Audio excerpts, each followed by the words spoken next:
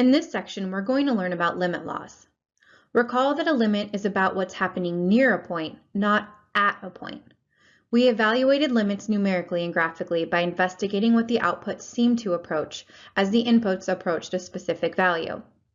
We found out that a limit only exists if it approaches that same value from the left and the right-hand side. When evaluating limits numerically and graphically, there's some guesswork that's involved.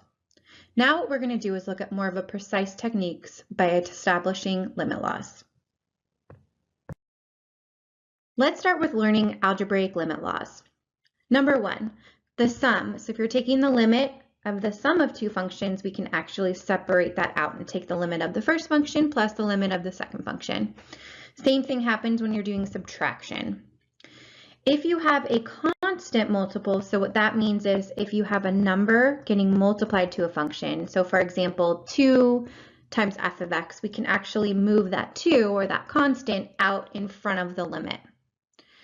Product. So product is just like the sum and difference rule. If we are multiplying, taking the limit of two functions multiplied together, we can separate that out and take the limit of the first function times the limit of the second function.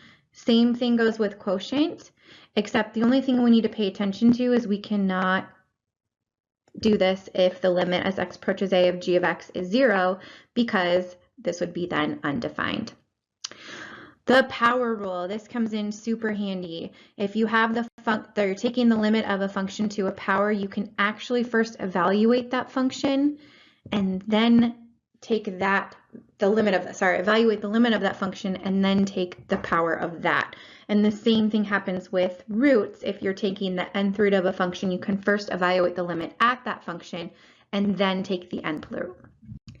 For replacement limit laws, the limit as x approaches a of a constant c, so c is a constant, is just c. And that makes sense. If we think about it, if you have a constant, that's going to be looking at something like this.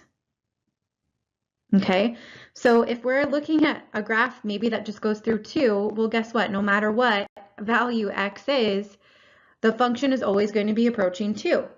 So the limit of a constant is just the constant. The limit as x approaches a of x equals a. So if we have the limit as x approaches a of just x, you can just replace that with a, which makes sense too if you think about it. If we have the graph of y equals x, that means no matter what point is on here, the x and the y values are going to be the same. And then last, the limit as x approaches a of x to the n, we can just replace that x with that a to get when we evaluate. And then the same thing happens here when we're dealing with roots. Let's use some of these limit laws to evaluate limits symbolically.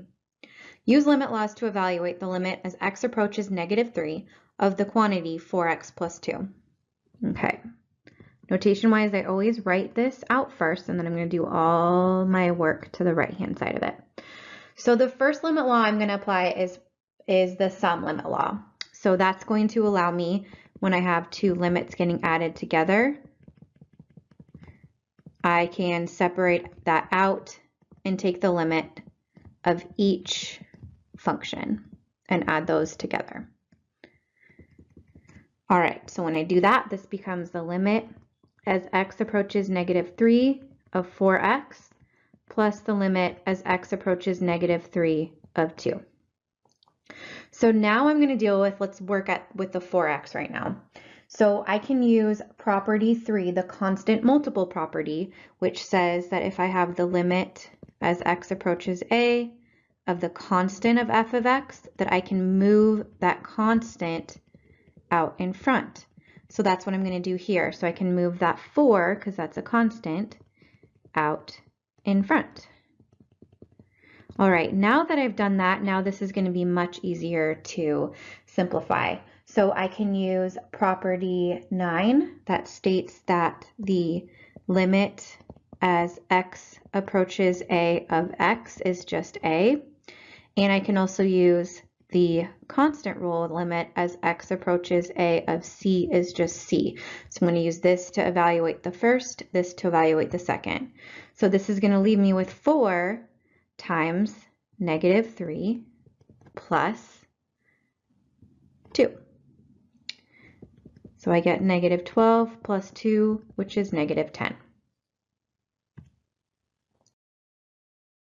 Let's look at how this would look graphically. So if I had to evaluate these limits, first thing I would do on this first one is let's use that sum property to separate these out. Limit as x approaches negative 2 of 5 times g of x. All right, so the limit as x approaches 2 of f of x. So f is the pink function, x is approaching, negative 2 is right here. So f of negative 2 is up here, but I'm not looking at what f of negative 2 is. I'm looking at what's happening as I'm approaching negative 2. So as I'm approaching negative 2 from the left-hand side, the function is approaching 1. And from the right-hand side, the function is approaching 1. So I can replace that with a 1. Now, this 5 times g of x, so I can use that constant property and move that 5 out in front. And then just figure out what is the limit of g of x as x is approaching negative 2.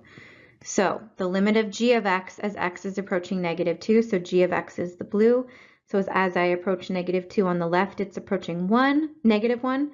And as I approach negative 2 on the right, I'm also approaching negative 1. So I get 1 plus negative 5, which is negative 4.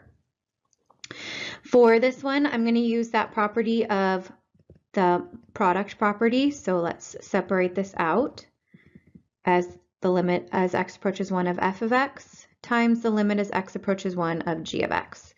So now we'll look at f. So as x is approaching 1 on the left, it's approaching 2, and on the right, it's also approaching 2. So that's going to be 2. And then the limit as x approaches 1 for g of x. So on the left, it's approaching negative 2, and on the right, it's approaching negative 1. So this actually does not exist. So this does not exist, or undefined. Okay, let's look at this last one. So we can use the quotient property here to separate this out as two limits. So the limit as x approaches 2 of f of x divided by the limit as x approaches 2 of g of x. Okay, so let's see. So as x approaches 2 of f of x, on the left-hand side, we're approaching about 1.5. On the right-hand side, we're also approaching about 1.5. For g of x, as I approach 2, this is approaching 0. This is approaching 0, so this is undefined.